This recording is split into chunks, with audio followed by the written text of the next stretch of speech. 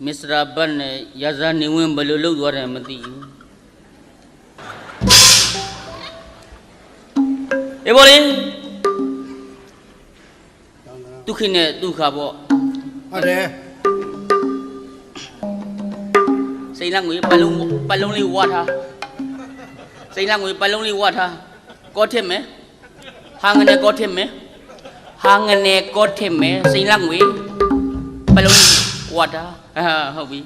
Condom was with the babu. Down the dam, young son, yeah, you can't go away. Bam side. Down the dam, young son, you can't go away.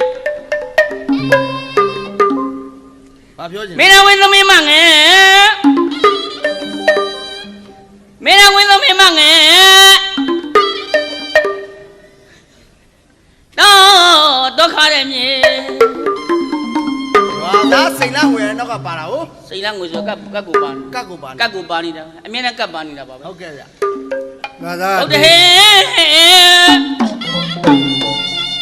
Oh, there's a land. Nanlia Wedwar. How that one in the way. Yana Pouching Loboli. Yana. You don't make something up with. Nay, Nadio. Say Bati. Won't be that the only. But my nay, I can know Bla hang and a cotito. Nadio. Ye did.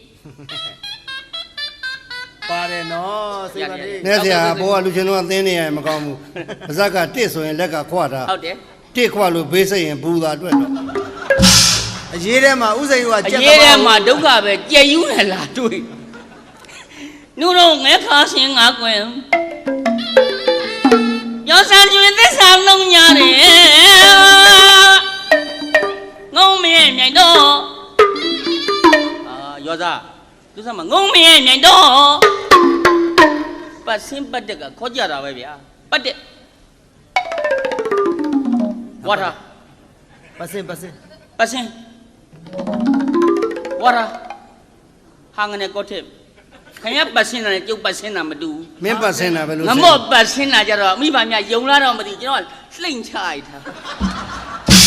I'm not a piano, Bob. Science, I thought him in the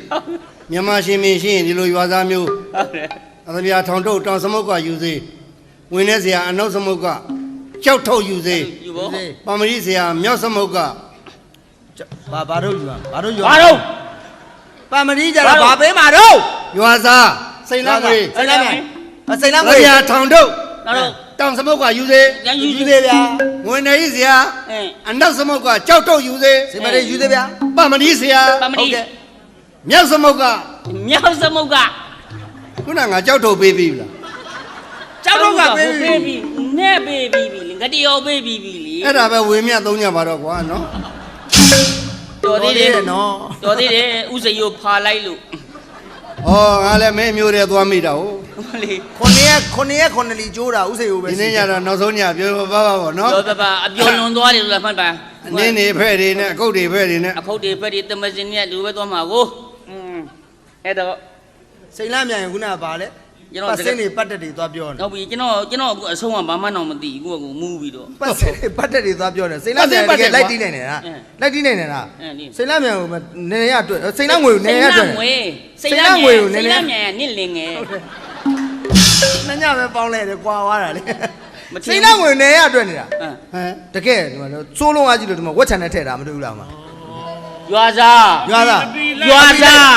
Tu, Janona Payam Lujo Jansida. Say Namaline, Janona Payam. Say Lamwe, you are done a bit.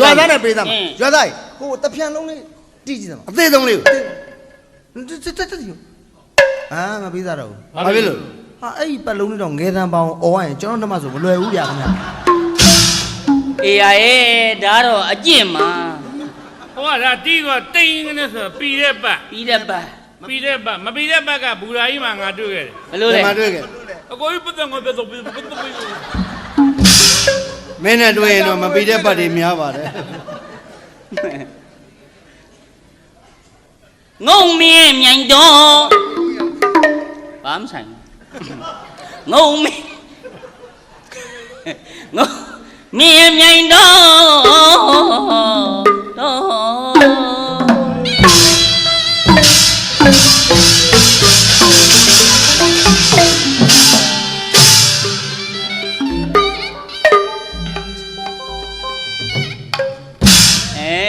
ဲ့ဒါမှဘလက်ဟာငရီကောထစ်မယ်နော် ခွန်းတော့တော်နဲ့ဟုတ်လားဗျာအဲ့တော့ခံတော်တာကိုမောကကျွန်တော်တို့ရဲ့မြမတောတောင်ရင်းမြေသဘာဝဒါလေးတွေကိုဖွင့်နေပြီးတော့တီးဆိုးတဲ့ခွန်းတော့ပေါ့ဗျာ မှန်ရဲ့ အတန်ကောင်းစီမကောင်းစီမဟုတ်ပါဘူးခါသလူရှင်တော်လို့ထွက်လာရင် ငါသိမတတ်ပါဘူး ရှေးလူရှင်တော်ကြီးများထားခဲ့တဲ့ တမစင် နိနာနေသီးကခွန်းတော့နဲ့အဲ့တော့ခံရတာဟုတ် မှန်တာပေါ့ဗျာ အဲ့တော့ကိုမောကအဲ့တော့ခါကျွန်တော်တို့ကတဲ့ပွဲရမြန်မာကိုရီးယားချစ်ကြည်ပွဲကိုအဲ့တော့ကျွန်တော်ကလည်းစဉ်းစားပြီးတော့ကိုရီးယားလူခွန်းတော့ကလေးနောက်ကနေလိုက်ဆိုကြည့်ခြင်းလေဗျာ လှုပ်ချပြန်ပြီ ကိုရီးယားအတန်တော်လေးနဲ့နောက်ကလိုက်ချင်တယ် ဟုတ်ကဲ့ ကျွန်တော်က အဲ့တော့ကိုမောကရှေ့ကနေပြီးမြန်မာတန်စင်လေးနဲ့ပြန်ပြီးနည်းနည်းလောက်ဆိုကြည့်ပါ โอเคပြီပေါ့ ဟုတ်ကဲ့ခင်ဗျာ ဟုတ်ကဲ့တောင်တရမြောင်ဆန်းရဲတဲ့ရစ်ခါခွဲ ကျွန်းစောအွန်စောရဲတဲ့ဆန်ဆောင် ဟုတ်ဗျာဟုတ် ဟုတ်ပါ မင်းတော်ဝင်းသမင်းမငယ်တော့ခါရမြေ ဖတ်ချောင်းကိုဝန်တော်ရဲ့ကျင်ကျဟောက်ကွယ် မရလိုက်နိုင်ပါလေ ဘုရား ရှင်တော်ဟာ ဘုရားဆိုင်ရမြိုင်တော့ ရှင်တော်ဟာယူနီးနဲ့ထဲနီး ထဲနီးရဲပါတယ်ဗျာ လက်ချောင်းကြီးရားတယ် လက်လျှောက်နေရ ယူနီးနဲ့ထဲနီးဒေဦးရဲ့ထဲ6က တဲ့ ဒီဟာနီးကျန်းတော်ကွာရဲ့ကြောက်ဌာနမူကြောက်ဌာနမူဒီလိုလိုက်ရတာ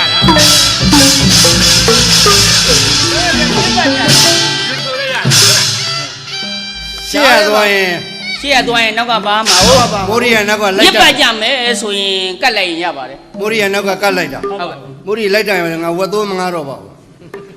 ဟုတ်ပါဘုရားဝတ်သိုးကြီးပေါ့ ဒါတော့ဒါကိုရီးယားမြန်မာ ကိုရီးယားမြန်မာချစ်ကြည် ဖက်ဆခွန်းတော့ပေါ့လေ ဖက်ဆက်ခွန်းတော့ မိုးရီးယားကိုရီးယားလို ဟုတ်တယ် မမောကမြန်မာလို မြန်မာလူ တို့ရှေ့တော့ပညာရှင်တွေထားခဲ့တဲ့တို့ခွန်းတော့တွေရှိသေးတယ် ခွန်းတော့ပြီ ရင်းကြီးလေးရင်အကွဲကြီးသုံးကွဲတဲ့ ဟာဟုတ်တယ်ဗျာဟုတ်ကဲ့ ရင်းရလေးရင်အကွဲကြီးက3ခွဲ 3ခွဲ ရင်းကြီးလေးရင် ဟုတ် ပျောရဲ့ဝါပို့စာပါလဲမရိုက်ပါလို့ ဟုတ်ပါ တို့နာကိုတဲ့လိုက်ပြန်ရင်တို့ကကြိုက်ပြန်ရင် နေရင် မွေးမင်းလေးကဖြတ်ပြန်ရင် 3ရင် တို့ကပြက်ပြန်ရင် 4ရင်ဗျာ ဒါရင်းကြီးလေးရင် ဟုတ်ကဲ့ အကွဲကြီးသုံးကွဲဆိုတာ အ ရှိ ကွဲ သေးတယ် ကြီး3ခွဲကြတော့ ဝဲဆိုပါ မမလေးလမ်းမဆိုလမ်းခွဲကကြိုး ခွဲတရင်အခွဲတစ်ခွဲ ပင်ကောက်ကိုဆိုတဲ့လဲဘိန်းဆက်ကကွဲ နှစ်ခွဲ သုံးကွဲပါ ဟမ် နှစ်ကွဲလေး နှစ်ခွဲပဲရှိတယ် သုံးကွဲပါ နှစ်ကွဲ ကွဲလေမင်းတို့ပြန်ရည်တာ ပြန်ရင်မယ် မမလေးလမ်းမဆိုလမ်းခွဲကကြိုး တကွဲ တစ်ခွဲ ပင်ကောက်ကိုဆိုတဲ့လဲဘိန်းဆက်ကကွဲ နှစ်ခွဲ နှစ်ကွဲ သုံးကွဲ ဘာဖြစ်လို့ ဟောဗျာမင်းတို့နားတော်တော်ဝေးတဲ့ကောင်လဲမောင်းလာတာကမမလေးတဲ့မမလေးဆိုတာမိန်းမ မမလေးနဲ့ကွဲနဲ့ဘာဆိုင်လို့တို့ အဆိုင်တာပေါ့မမလေးကရီးစားနဲ့ကွဲလာတာ တော်သေးတာပေါ့ရီးစားပါလို့ ဩအဲ့ဒါတော့3ကွဲဖြစ်သွားတာ 3ခွဲဖြစ်သွားတာ ဒါပေမဲ့သချင်းကကျွန်တော်သိချာနားထောင်တာ4ကွဲဗျ ဘာဖြစ်လို့တော့ ဘာဖြစ်လို့ မမလေးကလဲမောင်းလာတော့နွားတက်တာနွားတကောင်ကနမဗျ နမဖြစ်တာနဲ့ဘာလို့ဒီတကွဲကတက်လာတော့ အဲ့ဒီနမကြီးကလည်းရီးစားနဲ့ကွဲလာတယ် အဲ့လိုပြောချင်းဆိုရင်တော့9ခွဲဗျ ဘာဖြစ်လို့လဲ အေးရမင်းလူပန်းမောနဲ့ဘယ်လိုရောက်ငါကွဲလဲ ဘယ်လိုဖြစ်လို့ငါကွဲတော့ အော်တော့ဒီလဲသွားတယ်ဆိုတော့အောက်ကနေပြီးတော့ခွေးမလေးတကောင်နောက်ကလိုက်တာလေ တဲ့အောက်ကခွဲမလေး အဲ့လေ ခွဲမလေးလိုက်လာ ခွေးမလေးတော့9ခွဲဖြစ်တာပေါ့ ခွဲမလေးနဲ့ကွဲတယ်နဲ့ပါဆိုင်လို့လေ ခွေးမလေးကလည်းရီးစားနဲ့ကွဲလာ မင်းတို့လိုပြောကြစတဲ့ဆိုလို့ဆိုတာမင်းအကွဲပေါင်းကြီးတော့မကြီးနိုင် ဘာဖြစ်လို့ အကွဲပေါင်းကြီးတော့မကြီးနိုင် ဘာဖြစ်လို့ အဲ့လဲပေါ်မှာတင်လာတာပတ်ကြည့်လို့အိတ်တီ ဟုတ်ကဲ့ဟုတ်ကဲ့ဟုတ်ကဲ့ဟုတ်ကဲ့ဟုတ်ကဲ့ဟုတ်ကဲ့ ကနေသားမလားလာ ဘာလို့မ ခက်ပေါ် ပြောနေ ဘာလို့ ခက်ပေါ် ဘာလို့ မမော ရှစ်ဒီညနောက်ဆုံးည ဟေးပါ ကျွန်တော်တို့ပြီးမှပေးသက်ပြန်မှာ ဘာလို့ ဟေးက မော်ရီ တော့မလဲ မင်းတို့ဘာလုပ် ဘာလုပ်ရမလဲ အလောင်းစားလုံးထက် လောင်းစား အခုတည်းလို့ရမလားဟာ ဟုတ်တယ် ဒီလိုကချွေးကြပြီးလုပ်ရ ခု မှာ စီသွားလေ ဘာလုပ်ရမလဲ ရှေ့တုန်းကပြက်လုံးကြီးတွေပြက်ပြမယ်ခလေးတွေရှိတယ်ဘောပင်တွေရှိတယ်စာရွက်ရှိတယ်ကိုမှတ်ထား ပြက်လုံးပြက်တာပြက်ပါဒါလေးကဘာလို့ဖို့ မဟုတ်ဘူးအလောင်းစားကျွန်တော်မေးတာကိုခင်ဗျာဖြေနိုင်ရင် ကိုမ တော့ မဟုတ်ဒေါသ ကျွန်တော်မေးတာကိုမဟုတ်ဘူးပေါ့ပါ ဒေါသထွက်နေတာ နေသမခဏလေးဟေး ဒေါသမထွက်ပါနဲ့ကျွန်တော်တောင်းပါနဲ့ဗျာ အငနဲ့ကောထင်းနေတယ်ဝေး ဝါဝင်ရမှာလေ ကျွန်တော်မေးတာကိုဖြေနိုင်ရင်မဖြေနိုင်ရင်တော့ခင်ဗျာပေါ်ကကျွန်တော်ယူမယ်ကျွန်တော်မေးတာကိုဖြေနိုင်ရင်တော့ခင်ဗျာကျွန်တော်ဟာစား သူကြီးဘာလို့စားရမှာ မဟုတ်ဘူး ပေါ်ပါကိုစားဟဲ့ကောင်နေလမ်းမလားမလုံးနဲ့ သူ့တက်စင်ကိုစားလို့ပြောတာ လမ်းမလားလုံးလို့တို့ရက်ွက်တဲ့ငါတဲ့လူတွေငါကုန်ပြီ ဘာဖြစ်လို့ ငါလေ ဟောဒီများကြီးလားလို့ တဲ့တလုံးကခင်ဗျာကျွန်တော်မေးမယ်ဓမ္မအမိပါများရှေ့ပြက်လုံးပြက်ပြမယ်ကိုလုံးသေချာမိအောင်ရိုက်ထားအဲစဉ်းစားအောင်ဝင်းโอเคကိုလုံးโอเคကင်မရာ5လုံးဗီဒီယိုကွေးထုံးပါမိပါများကျွန်တော်တို့တော့အလကားလူရှင်တော်လေးလားမသိ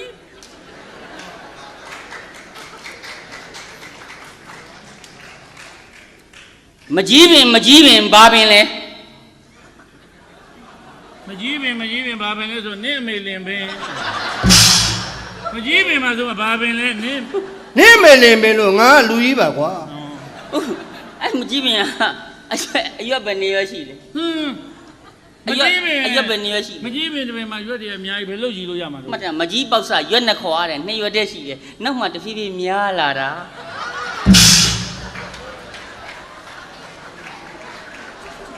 ကျွန်တော်ဟိုဘက်ကကျွန်တော်ပါတယ် ဒါနှစ်ဘဝနော် မင်းဘဝအဲ့ဒါလောက်ချက်အဲ့မကြီးပင်ဟာအချိုပင်လားအချင်းပင်လားပြော အချိုဆိုအချင်းနဲ့စားမှာအချင်းဆိုရင်အချိုနဲ့စားမှာချိုးချင်းမင်း မားတယ်အဖြုံးပင်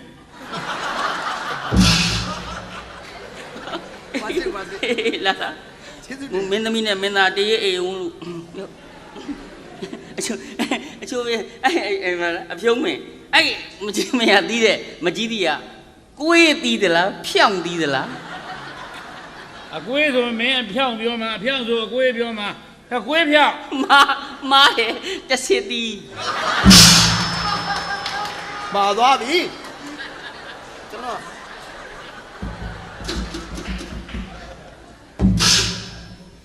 အဲ့ဒီတစ်စစ်သီးမှာအစီပဲနှစ်စီးရှိ အဲ့ဒါဆိုနင်းရှုံးပြီတစစ်သီးဆိုမှတစည်းပေါ့ဟာ မားတယ်တစည်းမှမရှိဘူး ဘာလို့ ရှင်းစားသွားလို့ အရေးတွေကလာစတော့ကဲလာပါကဲအစားတော့ရှင်အရှိကိုင်းပြေးလားနောက်ကိုင်းပြေးလားတောင်ကိုင်းပြေးလားမြောက်ကိုင်းပြေးလားကဲပြောတာ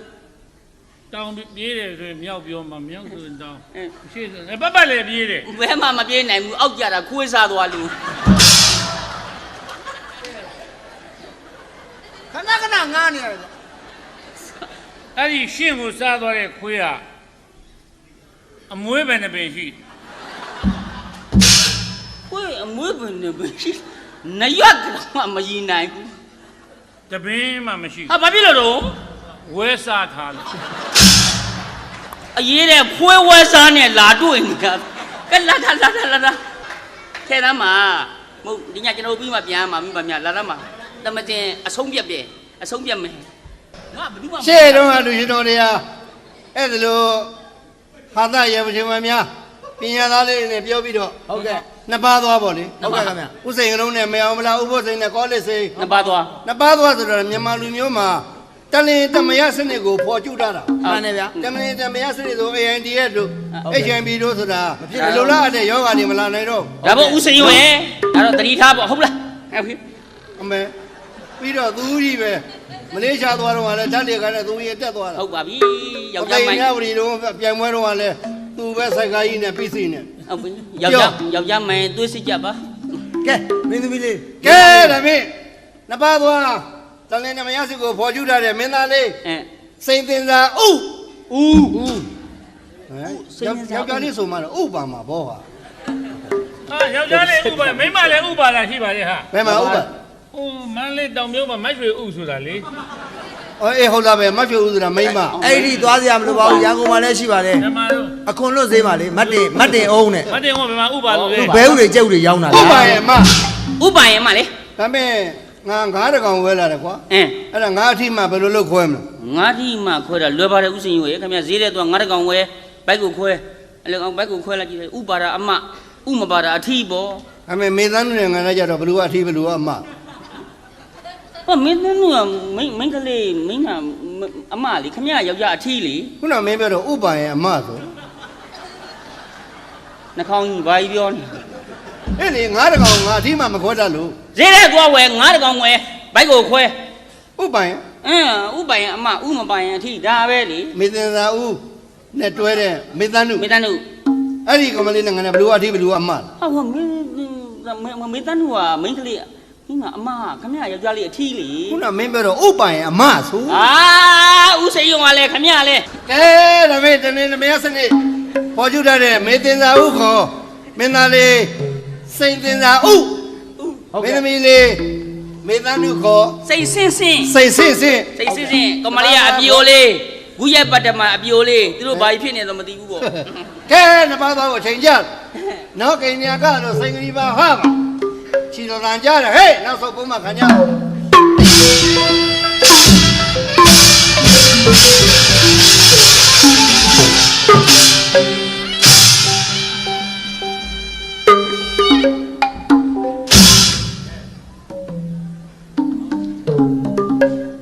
ဗုဒ္ဓမေတရဏံအဉ္ဉနတ္ထိဓမ္မမေတရဏံအဉ္ဉနတ္ထိသံဃောမေတရဏံအဉ္ဉနတ္ထိပါဖျာ တာယုံငငငင သာ ယုံငငငင သာ သူငငငငငကြီးတောင်ကြီးမနဲ့သာဓုတရောထိုး ကိုမိုးဒီ သက်စရာခင်ဗျ ကိုစိန်ရိုးလားဗျ စိန်သင်သာဦးရေမင်းလားလေ ဟောဒီဘက်ကကိုရေယာရေ ဦးရေ ကိုမော့လားခင်ဗျာ မလစ်ပါ လေဘာလို့ဘာလို့ လင့်ခုံးမှာပေါ့ခင်ဗျတူမှာ မင်းလားအာကစားကမ ညကြပါရဲ့လားခင်ဗျာ ဘုရားတယ်ရောက်ဒီရပါလားမြပါတယ် မင်းသားကတော့တကယ်ပါယောက်ျားပိသားပါတယ်ဗျာယောက်ျားလေးစိတ်ကဆိုလဲအမတန်ဝါသနာပါတာ ဟုတ်တယ် ယောက်ျားလေးအလုပ်ဆိုလဲအမတန်ဝါသနာပါတာ မင်းလားမဟုတ်တာလည်းမပြောနဲ့ ကြွားရောက်လာကြတဲ့ဂုံတီရှိလူကြီးမင်းများနဲ့အပရိသတ်များအားလုံးမင်္ဂလာပေါင်းနဲ့ပြည့်စုံပါစေလို့ကားလေးစိန်တင်စာဦးဟာလက်ဆယ်ပြားဥထိတ်တင်ပြီးကြော့ပန်းဆင်လိုက်ပါတယ်ခင် ကြက် ဗျာ တည်ရှိတဲ့စကလုံးအပြောအဆိုးအမှုအရာဟင်ဓမ္မကြီးကဂီယရတ္တအဖုအထိတကယ်ပြည့်ပြည့်တဲ့မင်းသားဒါပေမဲ့မင်းသားကလိုင်းတန်ပေါက်နေတယ် ငါကလေးနံပေါ့ ငါစကားငါနားလေတယ် ဟုတ်ကဲ့ဟုတ်ကဲ့ အခုလို့မြန်မာကိုရီးယားချစ်ကြည်ရေးပရိသတ်ကာပွဲကြီးမှာကျွန်တော်တို့ညီကိုတွေညီကိုမောင်မတွေပေါ့ဗျာ ဟုတ်ပါ စုံစုံညီညီနဲ့ပေါင်းဝင်ခွင့်ရတာကြော်ကြရဲ့လားဗျာ ပြောတာပေါ့ပြောတာပေါ့ ပြောတာတော့မျက်ရည်နဲ့မျက်ချီ ညရင်နဲ့မျက်ခွဲ ဝက်မ ဒီ ထင် ပွဲကြီးမှာဖြစ်လေကျွန်တော်ကရင်နှချမ်းပြန်ပြန်ကွဲသွားပါစေ ဟာ စူးစမ်းပြီးကလိုက်အောင်ပါ သက်စရာရင်နှချမ်းပြန်ပြန်ကွဲသွားရင်တချမ်းကျင်တော့ပေးပါဗျာ ဘာလို့ဖို့လဲဗျာ ဘာလို့မလို့တော့ ဘာလို့မလဲငါ့အိမ်မှာရင်နှိုးအိုးလေးရင်နှိုးအိုးအဖုံးလိုနေလို့ အာခမရဗျာ မိုးရီ ညာ မင်းတို့ရင်ကဧည့်သည်လာလို့ဦးမယ် ဟောရင် ဘာလို့ဖို့တော့ ရင်နွဲတော့မလို့ မဟုတ်ပါဘူးရင်တို့ဘုံလေးကင်ကစားခြင်းလို့ ကဲ ဘာရပါလေဆိုနေတော့ဘယ်နဲ့ တော်ကြပါတော့ဗျာတော်ကြပါတော့ခမရတို့ကတဲနောက်တာကို ဟောဒီအလုံးဘလူကသင်ပေးလိုက်လည်းမသိဘူး မင်းသား ဟောဒီကအင်မတန်လှတဲ့စိတ်ဆင့်စင်လေးနဲ့ကျွန်တော်က စိတ်စစ်စစ်လေး ဟိုးဘွားဘွားကပြုတ်ခဲ့မှုတဲ့ကုသိုလ် အင်း ချခဲ့ကြတဲ့ပနဲ့ကြောင့် အင်း အခုလိုစုံတွေ့လာတော့ချစ်တင်းလေးနှိုးလိုက်ချင်သေးတာဗျာ အတော့ပါလို့ ချစ် ပါ နေ လို့ နေတော့ချင်တယ်ပြောချင်တယ်ပေါ့ စိတ်ရှိတယ် ချစ်တာတွေကို ကျွန်တော်ရဲ့တတအတန်လေးကိုကြားကျင်ကြတယ် ကြားကျင်တယ်ကြားကျင်တယ် ကြားကျင်ရင်နားစင် နောက်ဆုံး ကဲ ကိုကပြန် ရွာစားစိန်ကက်စိတ်ဖွင့် ဟာရွာစားစိတ်ကစိတ် no ဟာ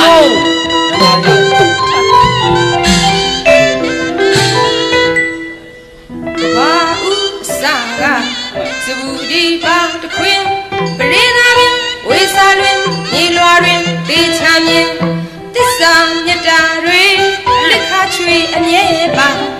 မြဲနေဝေးကြဒီညရဲ့မလန်း အာနှစ်ပါးသွားဆိုအဲ့ဒါ မပြက်မုံမဆွေ မင်းသားထဲမှာတော့ဖင်းအကောက်ဆုံးဒီမင်းသားပဲ ကျင်းကျင်းနာနာကယူနာပူဆောင်လောင်းကောင်းကိုရွေးသေးပွဲတန်ဆိုချင်း အမလေးစိတ်နေတာ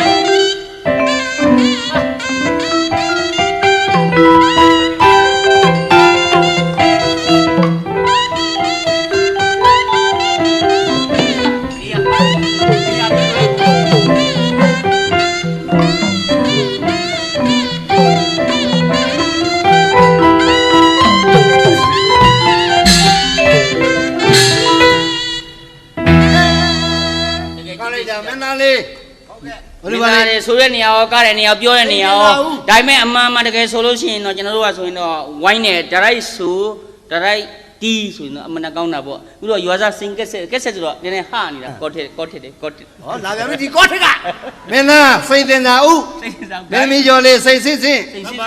စိတ်တင်သာဦးနဲ့စိတ်စစ်စစ် ဟုတ်ကဲ့ ငါလည်းစိတ်ဆိုကြိုက်တယ် စိတ် စိတ်ကြိုက်လို့ငါနာမည်ရတော့စိတ်ရိုး ကြည်စမ်းစိတ်ယိုး စားတဲ့ဆန်းတော့ စိတ်ယိုးရင်ရှိုးသမင်းတခိုးငမော့အပြော့ကြော့မိုးရီအကျိုးရှိပိုးထီအေးရသေးမ အေးရွာတပြေတရွာငွေရှာ ငွေရှာမေခလာလာမဒီချင်းဆိုချမောင်ရုံးမတူထုံးပါလားတညာလုံးမူကြီးပါပြောမှလည်းမသိ အေးပါ နာမည်ကြတော့စိတ်ရိုး ကိုမျက်နှာကိုကြည့်သိပါတယ် သိပါတယ် ကိုတက်တာတော့ဘုလော နာမည်ကစိတ်ရိုး စိတ်ယိုး စားတဲ့ဆန်းတော့စိတ်ပါမ အဘာလို့ ငစိမ့်စံ အာစိန်ပါတယ်စားတော့ စားတဲ့ဟင်းတော်စိတ်ပါမ ဘာတော့ ပဲကြီး ပဲကြီးရဆိုင် ပဲကြီးရေစိမ် ဟောစိန်ပါတယ် စိန်ပါတယ်စားတော့ တို့စရာတော်မစိတ်ပါမ ဘာလို့ တငင်းသည် အမစိန်ပါတယ် စားရေစိမ် ဟောစိန်ပါတယ်တို့ ညင်း တော့ ဒီဆိုင်တို့ မိမတော်မစိတ်ပါမ ပြော မိတုတ် မိတော့ကစိတ်ပါလို့လား စားရေစိမ် ဟာစိန်ပါတယ်တို့အဲ မိတော့ညာစားရည်စိန်တော့တကျင်းဝက်ကြီးလို့ဖြစ်မလားမသိဘူး တညင်းဝက်ဆိုမိဖုံစာအိုက်ကောင်းပါ တို့ကစိတ်မကြိုက်ဘူး ကျွန်တော်ကစိန်မကြိုက်ဘူး ဟာကြိုက် ကျွန်တော်ကရင်နာကိုကြိုက် ရင်နာကြိုက်တာ ရင်ကြီးကြီးတိတ်တိမ်ဝေးကြိုက်တယ်ရန်ရကာကနှခမ်း ကျွန် ဝေး တော် က မြစ်စရာရင်နေရကတာ ရင်ကြီးဝေးတိမ်ဝေးကြိုက်တယ်အဲ့တော့ကျွန်တော်နေတာတော့ဟုတ်မှရင်ပါတဲ့နေရာမှာနေတယ် ဟောရင် ဘယ်နေရလဲ အဲရင်ကျေးမှုရုံးမှာကတ်နေတာ ဒါတော့သူ့တန်ရပေါ့ ဒါပေါ့ဗျာဟိုစားတဲ့ဆန်တော်မှာရင်ပါတဲ့ဆန်မှာစား ဘယ်ဆန်း ရင်ပါတယ် ကောက်ရင်ဆန်စားတယ် ရင်ပါတယ် ကြားဦးမှာတော့မဟုတ်ပါဘူးလားကောက်ဟိုစားတဲ့ဟင်းတော်မှာရင်ပါတဲ့ဟင်းမှာစား ဘာဟင်းတော် ကနန်းဗျာ အေးရ ရင်မဟုတ်လား ခဏအရင်ပါလို့လား အမလေးကနန်းများစားရင်ရင်ုံလေးခွာပြီးတုတ်အရန်ရတာရှိတာယူတဲ့မိန်းမတော့ရင်ပါတဲ့မိန်းမယူတာဗျာ ဘယ်သူပါလဲ မဲသီးတဲ့ အဲဘာလဲမဲသည် မသိရရင်ပါသလား အမလေးစားကန်ကြီးကျမှယုံလေးခွာတုတ်အရန်ရတာရှိတာ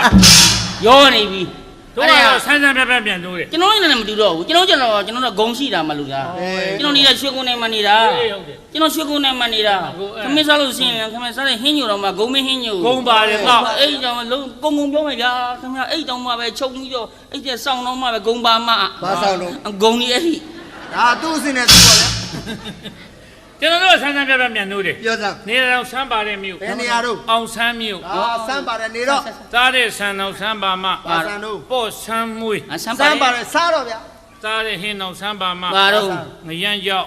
ဆန်းပါလို့လား စားကန်ဒီကြမှာစီလေးဆန်းပြီးအုပ်ထဲတယ် ဩ ဩဆန်းပါတယ်အုတ်တော့ ဟုတ် လူရမိမတော်ဆန်းပါမ ဘယ်သူတို့ အေးအေးကျွဲ မဆန်းပါတော့ စားကန်ဒီကြမှာစီလေးဆန်းအာ ဆန်းပါတယ်အုတ်တော့ ကဲတော်ကြပါတော့ဗျာတော်ကြပါတော့ တော်ပါပြီကျွန်တော်လည်းတော်ပါပြီ မင်းသမီးကလည်းမင်းသားမောနဲ့ချော့လေ ချွတ်တက်ဘူးဘလို့ချွတ်ရမှာ โอ้ဟုတ်တာဗောသူကရုပ်ရှင်မင်းသမီးဆိုတော့ဇာမင်းသမီးလိုပဲချော့တာ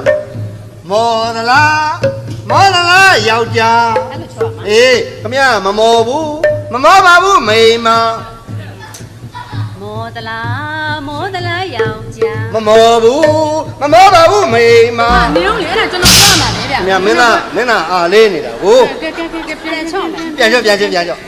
မောတလားယောက်ျား မမောဘူးမမောပါဘူးမိန်း ပြောလေဗျာကျွန်တော်ပြောရမှာလေဗျာခဏလေးနေပါဦး မင်းသားအားလေးနေတာကို ဘယ်နဲ့ချီတိုင်းကျဲနေတာမင်းသား ဟုတ်ပါ ရပြီ ပြန်ကြော့ မောတလားယောက်ျားမမောဘူးမင်းမ အဲ လွတ်ပေးလိုက်ပါလူရှင်တော်တို့ကဒီရရမှာဒီရစားရတာ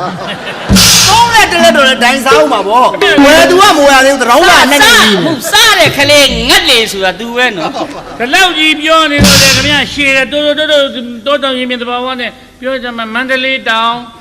မန္တလေးတောင် မန္တလေးတောင်မင်းနဲ့မောင်နဲ့စကမ်းမဝေးပါအောင် မင်းနဲ့မောင်နဲ့စခန်းမဝေးပါ ဟောပုတ်ပါတောင် ပုတ်ပါတောင် ကျမတော့အဟုတ်မရမောင် ကျမတော့အဟုတ်မရမောင် မြင်းညာမျိုးဒီဘက်နားမှာတောင်သာရှိတယ်တောင်သာမှာသူကတောင်သာဆိုတာတောင်ကြီးမြင်းလို့တောင်သာမျိုးမဲ့တာတောင်သာတောင် တောင်းတာတောင်း အဲ့လိုပြောရ အ မှာ ပြောရမယ်တောင်သာတောင် စိတ်စိတ် တောင်သာတောင် ဟုတ်ကဲ့ဟုတ်ကဲ့ ဘာလို့ ဘာလဲဟုတ်ကဲ့ ဘာလဲ ဘာတော့ ဘာလဲ ဟုတ်တယ်သားရတဲ့တောင်သာတောင်မောင်းလာအောင်အဲ့ဒါကို ဟုတ်လူကြီးတော့ပဲမြေခလေး ကဲတော်ကြပါတော့ဗျာတော်ကြပါတော့ တော်ပါပြီမင်းသားရဲ့တော်ပါပြီကျုပ်တို့လည်းပတ်စံမရှိတော့ပါ ဘ ဘူး လက်ပိုက်ကိုကန့်လိုက်ချင်နေတာဗျာ ကြားရ ဟုတ်ပါဗျာ ကောင်းပါ ကကကက အဲ့ဒါကြောင့် ကျွာစားလေး ရွာသားရွာသား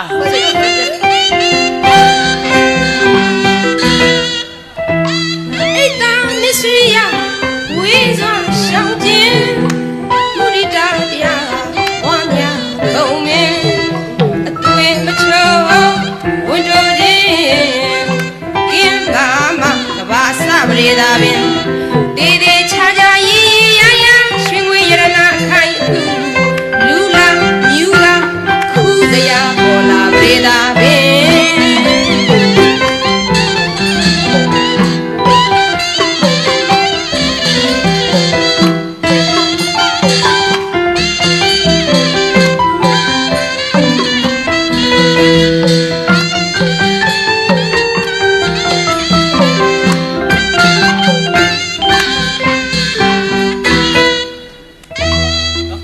မင်းသားတောင်းဝင်ကြည့်ပါတယ်တောင်းဝင်ကြည့်ပါတယ် လင်းမော ဝမ်းနေဖို့စရာကောင်းတာပါဝမ်းနေစရာကောင်းဒီနေ့ပဲကျွန်တော်တို့ဒီနေ့မနေ့10နာရီမှာကျွန်တော်တို့မင်းတင်စာဦးရဲ့အမေကျွန်တော်ရေဝေးသုတ်တံမှာကျွန်တော်တို့ဒီနေ့နော်ဗျာ တကြိုလဲရပါ ကျိုး ဘူး တယ်ကျိုးတယ်ဗျ တကြိုလဲရပါတယ်ကျွန်တော်တို့အနုပြန်သမားကြီးလည်းကျွန်တော်တို့အများကြီးတော်တော်လာကြပါတယ်တကယ်ဝမ်းနေစရာကောင်းတာပါအနုပြန်သမားစင်မမှာဇက်ကကိုင်းနဲ့တည်သွားတာမဆမ်းပါဘူးနော်လေသမားလေလုံရင်တည်သွားတာမဆမ်းဘူး ဟုတ်ပါတယ် စစ်သားစစ်တိုင်ရင်တည်သွားတာမဆမ်းပါဘူးနော်ရတောင်းဝင်တကယ်ကြည်တာပါဒီနေ့ပဲကြည့်ကဲဘယ်လိုလုပ် ဟုတ်တယ် နော်ကနေတာပဲအဲ့ဒါအနုပညာသားပဲတောင်းဝင် အခုကငါစဉ်းစားနေတာ မြတ်ပါသေးလား မင်းသားကိုအဆိုတော်ကိုရပိုင်ဆိုသွားတဲ့တခြင်းမောင်ဗျာမင်းကုသတခြင်းလေးဆိုတယ်ဆိုတော့ကျွန်တော်ကြားတယ်ခုနဆိုလိုက်တာဆိုတော့အဲ့မှာကုသဘယင်ကကုသဘယင်ကြာမင်းအောက်ကကွဲဝမ်းမြောက်ဝမ်းသာခုမှမြင်ရတယ်ဆိုတဲ့တခြင်း အဲ့ဒါရံပိုင်စိုးဒီညဆိုလို့လား ဆိုတယ်ကျွန်တော်အဲ့ဒါကြားတော့ အေး ဒီထဲမှာစဉ်းစားနေ ဆိုတယ် ဩကြာမင်းဆိုတာရင်းနဲ့တသားတဲ့ အင်း အဲ့ဒါဖဖဝရီကရေချိုးတာဆိုတော့ရေအောက်ပဲနည်း ပတ်ပေါ်ရီကရေချိုးတာလေပတ်ပေါ်ရီရေချိုး အဲ့တော့ तू ကရေနဲ့တသားတဲ့ကြာပင်အောက်ကိုရောက်နေတော့ ကြာပင်က သူ့မျက်နှာမှာရေး ဖ ထဲ ဖဝ မှာ ရီကရင်းနာတော့မဟုတ်ပြဘာမင်းလို့ तू ကဝမ်းမြောက်ဝမ်းသာဖြစ်တာလေဆိုတော့အဲ့ဒါစဉ်းစားမရဘူးဖြစ်နေတာ ခုနကဘာလို့လဲရေချိုးတာ ပတ်ပေါ် ကု ရီ သဘယင်ကြာပင်အောက်ကကွယ်ဝမ်းမြောက်ဝမ်းသာခုမှမြင်ရတယ် မဟုတ်ဘူးဒါသူကပြောဆိုကျွန်တော်ခုကြည့်ရလေခင်ဗျာဟဲ့ခင်ဗျာဩကြည့်ပြီးတော့ကြာပင်အောက်ကနေကြည့်တော့ပြန်ဩကြည်ညီပေါ်ပါပကောလား ဘယ်ကြည့်နေဘောမှာအမှန်မှန်ကုသဘင်ကသူ့ငယ်ဘဝကိုသွားတတိရတာ ကျွန်တော်တို့လူသားတွေအားလုံးဘယ်ကလာကြလဲ ရဲ့ အဲ့မှာလေဟိုမိမရေချိုးပြတာ तू လာတဲ့လမ်းလေးမြင်သွားတာ ကိုရောရေ ခင်ဗျာ မင်းသားမောနေပြီ မင်းသားမော့ချော့ လင်မုံတော့မရဘူးကြားလူတွေနဲ့မဆိုင်ဘူး မဆိုင်ဘူးမဆိုင်ဘူး ဟုတ်တယ်ဟုတ်တယ်ဟုတ်တယ် ဟုတ်တယ် ဒါကြောင့်လေဟောဒီကစိတ်သင်းစားဦးလေးကိုစိတ်စစ်စစ်ရလေးချို့တဲ့စကားလေးအကိုတို့ပြောပြခြင်းနဲ့ ပြောပြော အပြိုလေးနော်အပြိုလေးနော်အခုအပြိုလေးဖြစ်နေပြီနော်အေးအပြို ဟုတ်ပါပြီ လေးယောက်ျားနဲ့နော်မကွဲမကွာအောင်လိုက်ခါသီးလား ပြောလိုက်ပါလေ ယောက်ျားနဲ့မကွဲမကွာအောင်မလိုက်တတ်ဘူးလား မလိုက်တတ်လို့ ကွဲမကွာအောင်ဒီလိုလိုက် ဘာမပါဘူးတရုတ်သေးရဲ့ အဲကလားမသာမတ်တက်ချလာတာ ဒီသားတို့ကမင်းသားလောက်ပဲခယူဆိုင်တယ် ဘယ်သူဆိုင် လူရှင်တော်တွေကိုခယူမဆိုင် မ ဘူး င်းသားပဲအေးအေးယူနေတာဥစိန်ရောမပူနဲ့ခမရလည်းအေးအေးယူတော့မယ် ဘလူကတော့ ဟိုရဲတွေရောက်နေပြီသမင်ခိုးမှုတယ် လူရှင်တော်ထဲမှာအေးရမနော်အော်မအငယ်ဆုံးဒီသေးရောက်ထဲမှာ ဒုက္ခပဲအလကားပေါ်တော့အေးရသမင်လေးကိုဖျက်ရင်တမ်းမှာဂျပန်တိုကျိုမြို့ကအေးရရဲ့လက်ဘူးဝယ်နေပါခင်ဗျာဝယ်နေပါတယ် ဘာလို့ ကျွန်တော်ဝယ်နေပါတယ်ဘယ်လောက်ပေးရကျွန်တော်ဘာလို့ကိုလဲဂျပန်တိုကျိုမြို့မှာနောက်ထပ်ရေကူးကအသစ်ဆောက်တယ်အမျိုးသမီးတွေရေကူးကအသစ်ဆောက်တယ်အဲ့ရေကူးကမှအမျိုးသမီးတွေလျှော်တဲ့ ပြုံးလို့ချင်းလို့ နဲ့မနဲ့ဆိုအမြုပ်တွေကို ကဲတော့ရမှာတော့ကိုကြီး တော့အပြီးတော့လည်းပတ်စံမရှိတော့ဘူး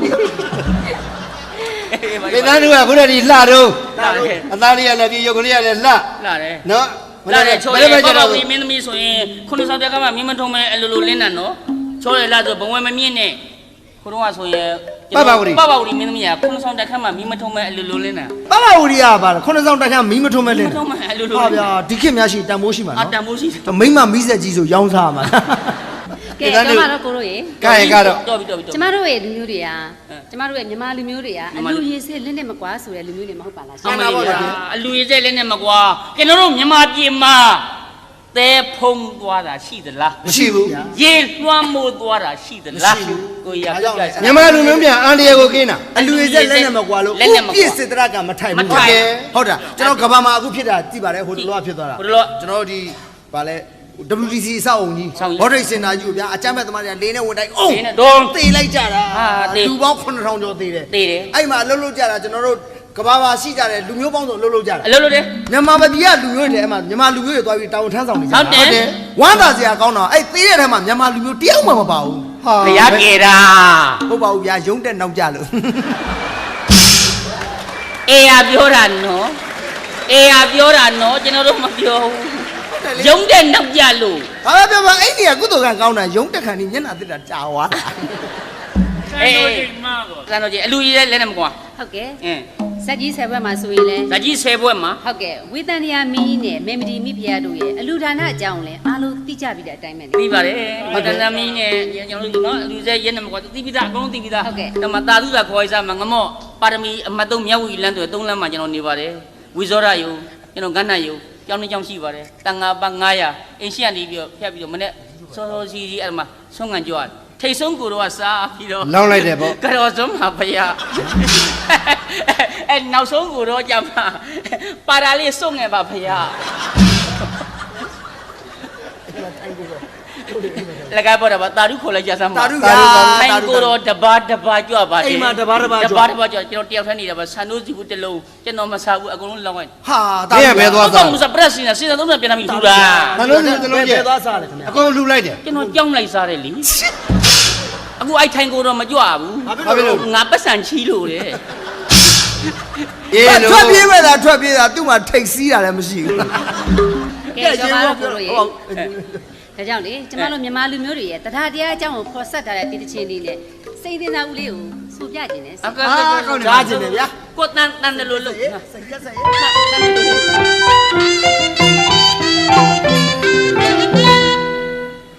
လူတွေတွေကျင်းပါလာရဒီမတဘာဝပတာရရှင်ချူဒီရငါငါမတော်မန်ကြွဟောဝန်တန်လာတာနာကုသိုလ်မောင်လေးကုသိုလ်ပြုလို့မေလေးကုသိုလ်ပြုလို့ဒီမစီရင်တူညလူကြတန်းကြစခန်းလာပြီဘဟုတ်ကျောင်းတကားကျောင်းအမပေါင်းကြစေတနာဘူးမိမဆောင်မီပြေကောင်းရန်စီမောင်းတဲ့ဟိတ်ချင်းချင်းကြီးရဲ့ကို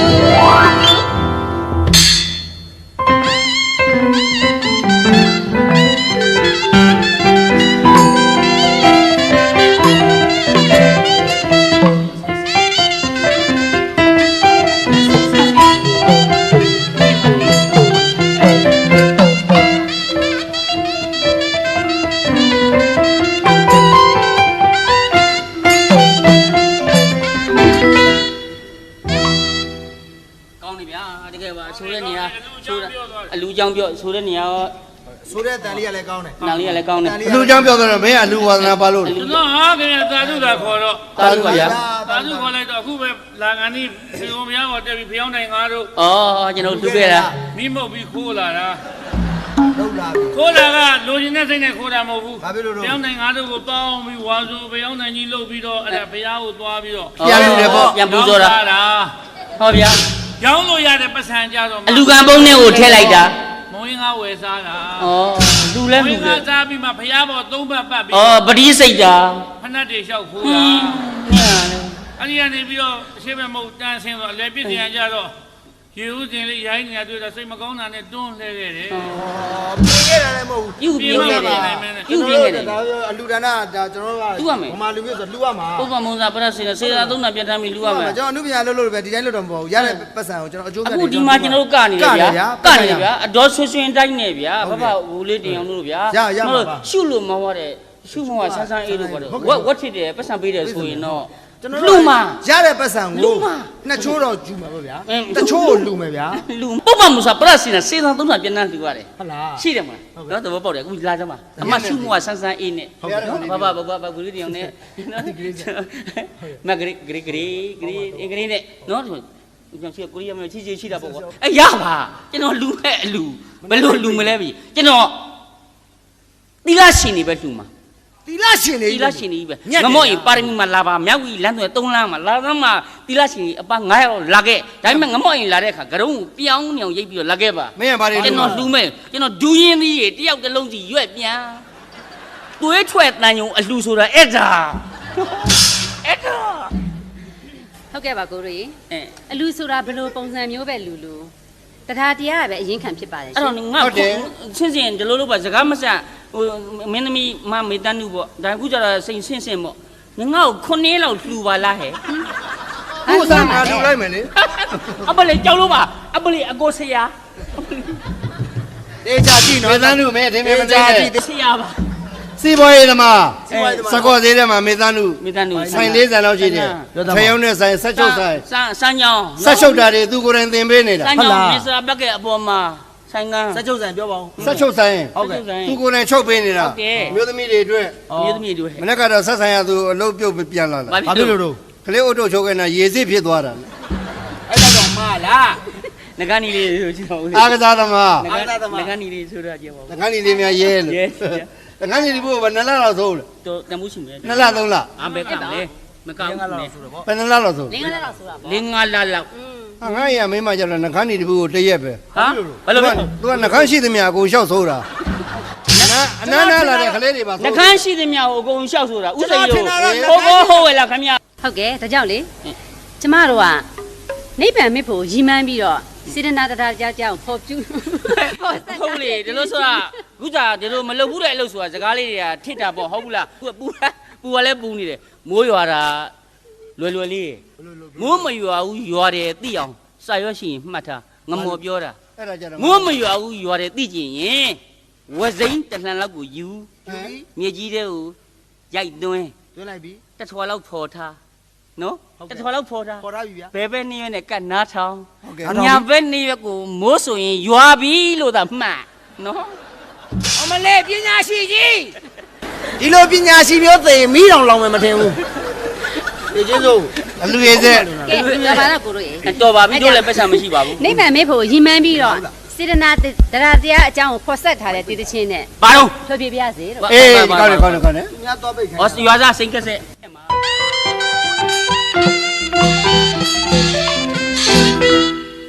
ညောင်မင်းကြီးလောင်လူလူညောင်စီလေးလောင်လူလူဘယ်လူလူလူကုသိုလ်အကျိုးတို့ပါပါတဲ့မျက်ရှိစုံလေနိဗ္ဗာန်မဲ့ဖို့ခရီး80လေနိဗ္ဗာန်မဲ့ဖို့တမိရလက်တာတရားပြုနေလူကြသည်ဘယ်သူမဆိုဒီမဆောင်မီပြေကောင်းရန်စီမောင်းတာဟိတ်ချင်းကြီးရဲ့ကို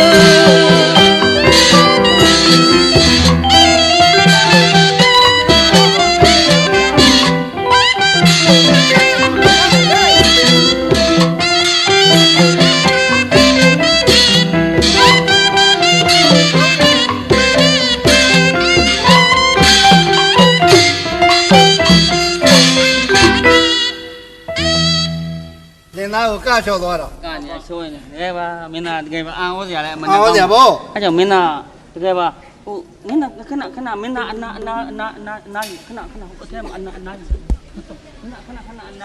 နော် နားရွာမလား အနာမဟုတ်အနာမယူနဲ့အနာမယူနဲ့ရပိန်လည်းပိတ်ပေါ့ကွာမင်းသားကရဲဆိုတာစိန်တင်စားဦးအဲ့အကျွန်းနေကနေကြည့်နော်အာတန်နှာတန်ရောစားကြီးမချိန်တော့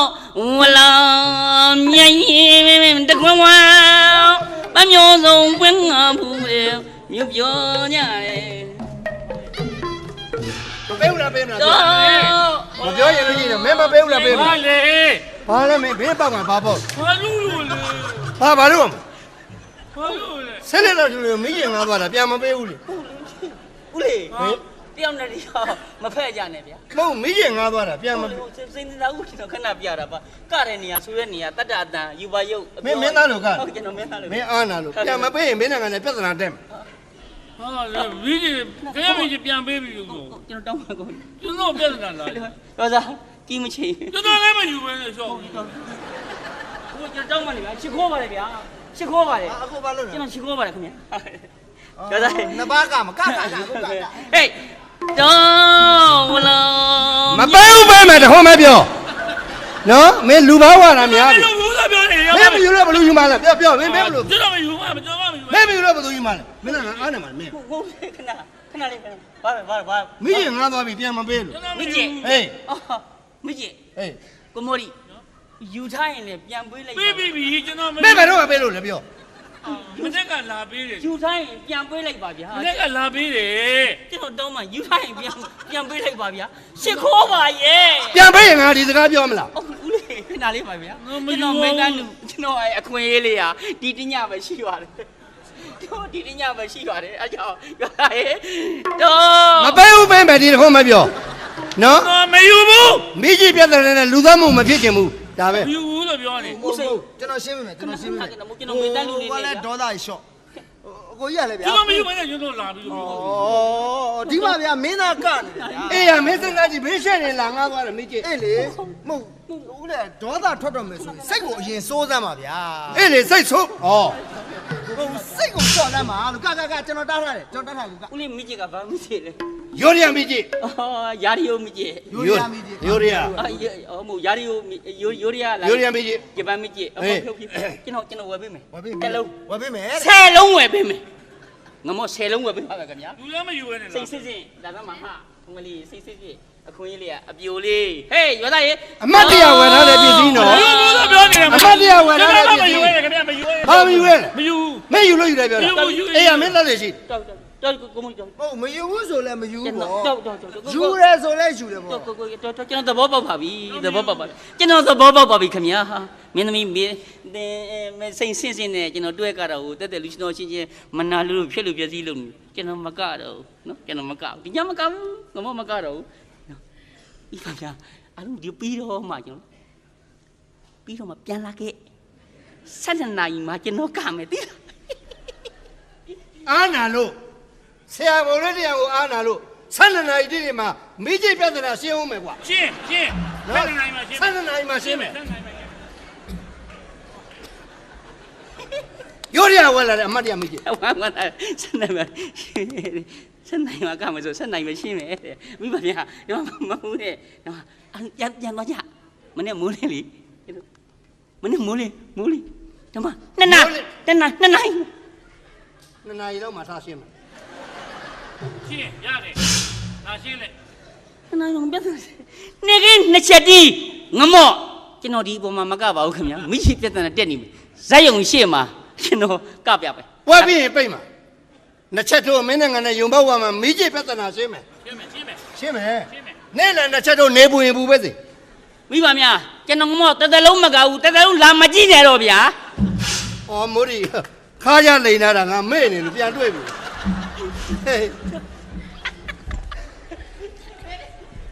ဟဲ့ဒီမိကြီးမဟုတ်ဘူးကွာ တော့ ဒီမိကြီးမဟုတ်ဘူး ဟိုမင်းကြီးကဘာရောင်လဲ ငါဥစ္စာအပြာရောင်လေဒီမိကြီးမဟုတ်ဘူး မိချင်းတူတော့မှာအပြာနဲ့အနီးနဲ့ကိုယ်တသက်လုံးမကတော့ပါဘူး ဒီတလုံးတို့မရှိကြတော့ဘူးလေ ကဲတော်ကြပါတော့ဗျာတော်ကြပါတော့ခင်ဗျားတို့ကတဲနောက်တာကို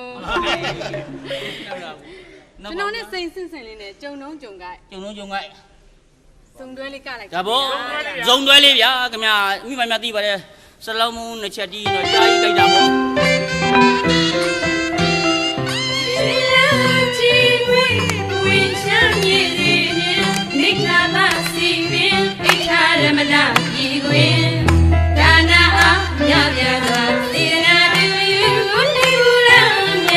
ရ